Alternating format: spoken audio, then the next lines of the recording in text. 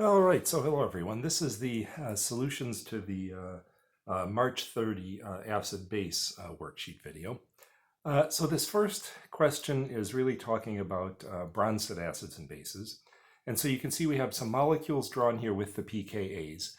And remember the pKa, right? That's a measure of the strength of the acid.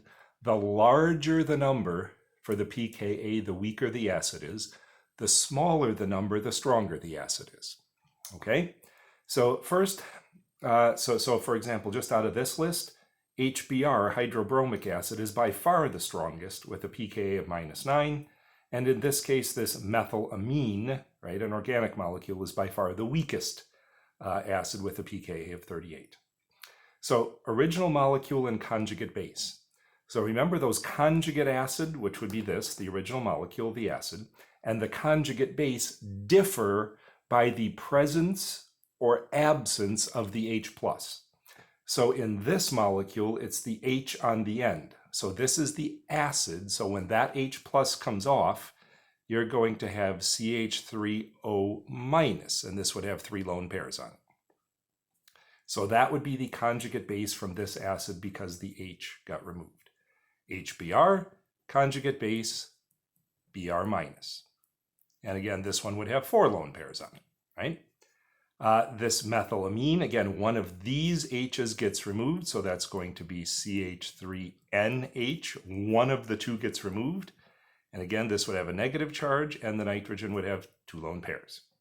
Water, that's a very familiar one from back in General Chem. The conjugate base of water is hydroxide, OH-, again, 3 lone pairs. And this one is acetic acid, so that's going to be CH3CO2-, right? And that's acetate. Okay, again, this H on the end came off. Okay, so if we now look at this, so this HBr is a very strong acid, so that means its conjugate base is going to be very weak. This amine is a very weak acid. It has a very large pKa. That means the anion, the conjugate base, is going to be very strong. Water is pretty large, right? We would say hydroxide. We called that a strong base back in General Chem, so it still is here. It's not as strong as this nitrogen anion, but it's still strong. Likewise, this methoxide, it's called, from methanol, that's also strong. And this one, that's a little bit tough to say because this is kind of an intermediate one, right? It's not nearly as small as large as this, but it's also not nearly as small as that. So I would say I would probably call this weak, but it's not very weak. It's kind of one of those intermediate ones. And acetate particularly is one of those where you know, the pKa is a range, right? All the way from things like -9 up to things like 30 or 40. And so where do you draw that line in the sand and say, oh, these are strong and these are weak? It's a very difficult thing to do. So, you know, it's always a comparison, right? Is it strong compared to what? Or is it weak compared to what? So this one I would say is weak, but it's not terribly weak. It's sort of in that intermediate kind of a range, okay? So there's the conjugate acid base with their strengths. Now down here, I just have a couple of reactions. So notice I have 2 of the molecules from up above. I have acetic acid, which is this last one. That's the full structure drawn out. And of course, I have hydroxide, which we know is a strong conjugate base. So this base is going to remove that H from our acid.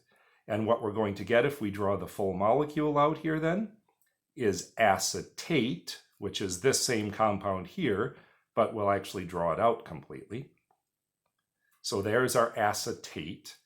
And we're going to get a neutral molecule of water.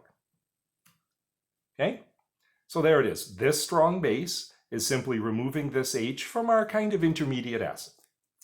If we look at the bottom one, HCl, that's a very strong acid. We have HBr above, but HCl is very similar. And then here we have an amine, right? And that's going to be our base, ammonia. So once again, this amine is going to remove our H from our hydrochloric acid. So we're going to have Cl-, that's our conjugate base, and we're going to have NH4+, right? There it is. Okay, so that's our acid-base reaction there. So again, this base removed the H from the HCl. Okay. Oh, and we needed to label them. So this was the acid. This was the base. This was the conjugate base. And this is the conjugate acid. Again, remember they go in pairs. Base, conjugate acid, acid, conjugate base. So they go in pairs. This again was our original acid. This was our base. Cl minus is the conjugate base. And NH4 is the conjugate acid. Okay, so there it is. Okay, so we've got the products and all of the things labeled. All right, last but not least, we have one about ranking from strongest to weakest. Okay, so again, I have 3 molecules here, and these 3 molecules are very similar to the ones on the previous page, along with their pKa values. So again, this is just to re-emphasize the fact that pKa is a measure of strength. So sulfuric acid, that is very strong. So I'll say strong, and I might even put very in parentheses. That's one of the strongest acids like HBr. Now here we have acetic acid again, pKa around 5, and ethanol. I had methanol on the previous page, but ethanol with a pKa of 16. So this one is going to be quite weak. And I wouldn't say very weak because we saw things with pKa's in the 30s, but it is weak. And then this one would be sort of a moderate, I guess I would call it, or a middle sort of a strength. It's not nearly as strong as this, right? So if you were comparing these two, you would say acetic acid is weaker than sulfuric acid. But if you were comparing the end to acetic acid and ethanol, you would say acetic acid is stronger than the ethanol. So this gets to that point that it's a continuum, and it just depends on what sort of things you're comparing. Okay, so with that, hopefully that helped you solve the March 30th acid-base worksheet.